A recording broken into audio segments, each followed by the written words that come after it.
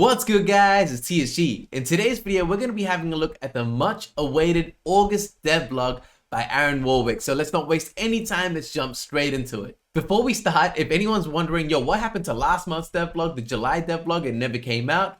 There was a bunch of stuff that was going on the back end, some stuff with Aaron's health, which obviously I won't go too much into depth with, but he's back now. It's all good. We skipped last month, but we're back with this one right now. So let's get into it. Let's have a look. It's exciting. We have so much news that's come out recently. Then I'm very excited to see what he's actually saying in here as well. Moving on to the first thing, the Illuvium Arena.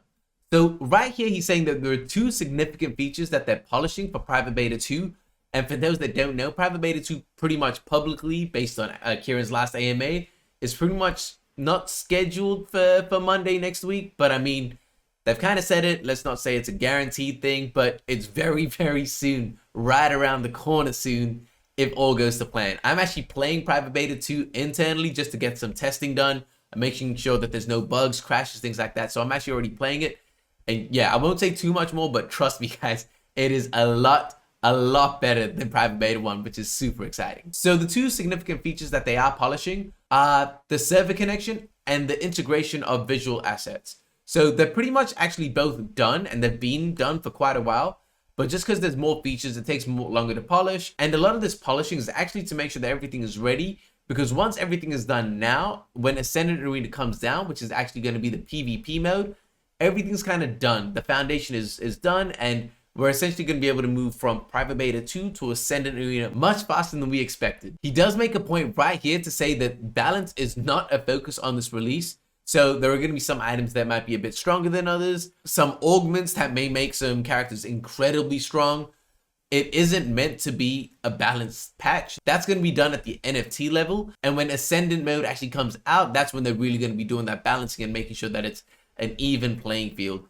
So there's definitely going to be some OP, like he says here, some OP units in survival. And like he says, it's not ideal, but again, it's going to be very different playing PvP to survival. And even if we do have these competitions and tournaments, which I know is going to happen, he kind of says, don't worry about it. Even though some things are OP, everyone's going to be playing with the same stuff. So if your opponent is OP, you have that opportunity to play that too. So I get it. Ideally, it's not the best thing in the world for competitive play, but I mean, we take what we can right now. And again, like I say, it's better than Private Beta 1, even if it is still not 100% polished. Again, we're playing a beta. It's not a polished game. We're playing a beta.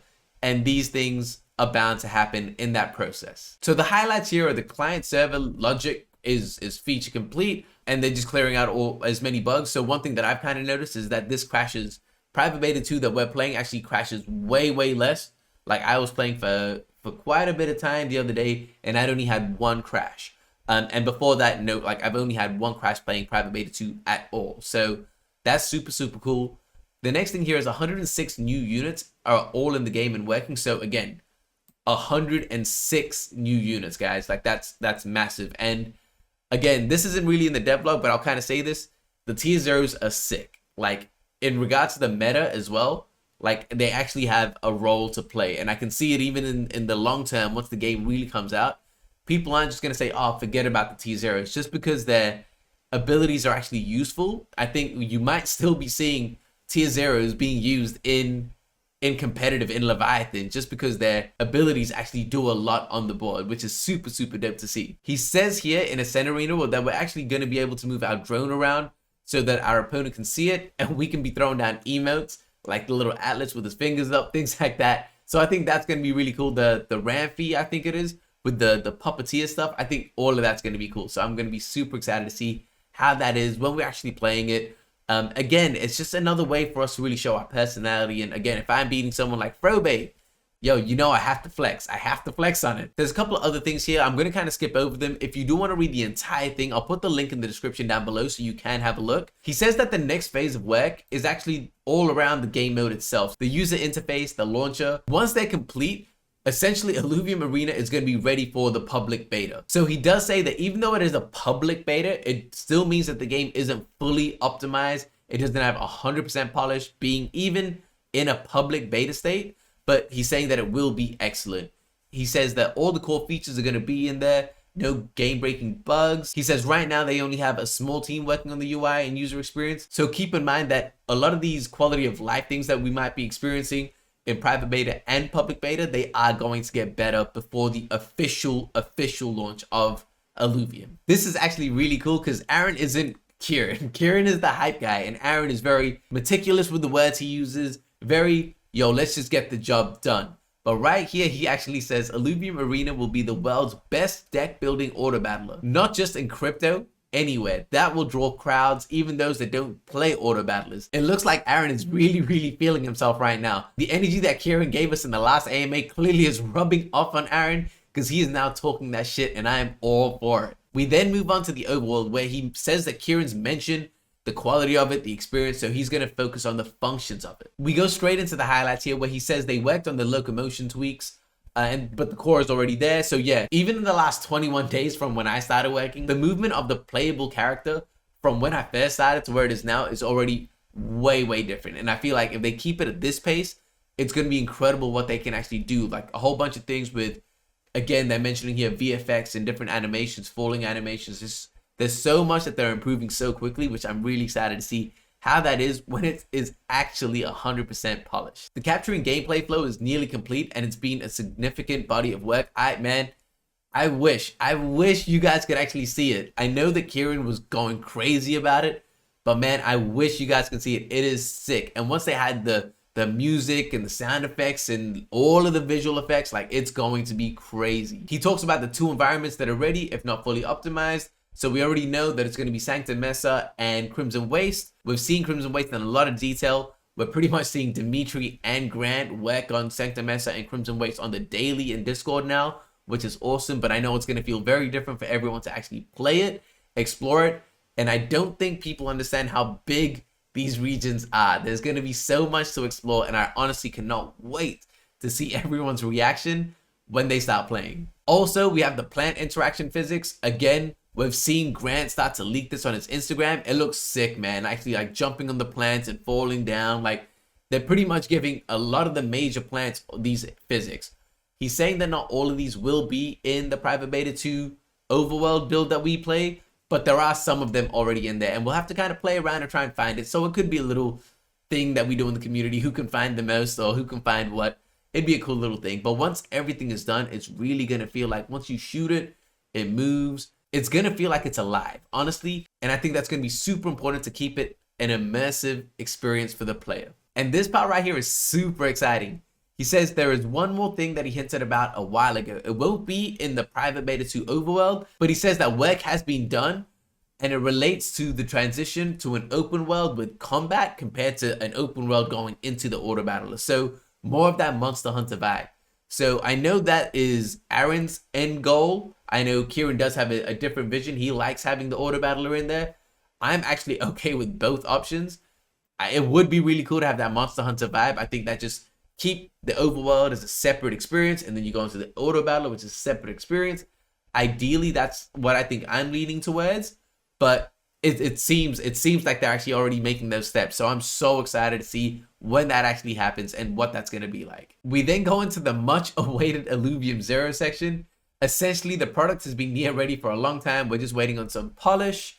Again, Grant is not going to let anything go to the public if it's not 100% not dog shit. Essentially, it needs to be 100% perfect. That's just the way Grant is, and it's completely fine. So the highlights here is that the final region art is being added, including new animations. And obviously, he's saying final in quotes because obviously they're going to keep updating it. It is an alpha build that we're getting, then it's going to go beta, so on and so forth. So they are going to constantly upgrade it. The next thing is that the overhauled UI continues to be polished. Completely fine. Essentially, there's not much to say about Illuvium Zero. It's almost done. It's just getting the final touches that it needs before it can get into our hands. Another thing that hasn't actually been talked about too much is the Illuvidex V2. I know Scarix had actually seen it at the Oz CryptoCon, and he was super excited about it. It's going to come with a whole bunch of new things. So a homepage update, land collection and analytics landing page, graph view metrics, improved filtering and sorting. I think that's going to be amazing for user experience. Improved plot tiles and trading pages, improved region map, just a whole bunch. I'm not going to read all of these. You guys can read this.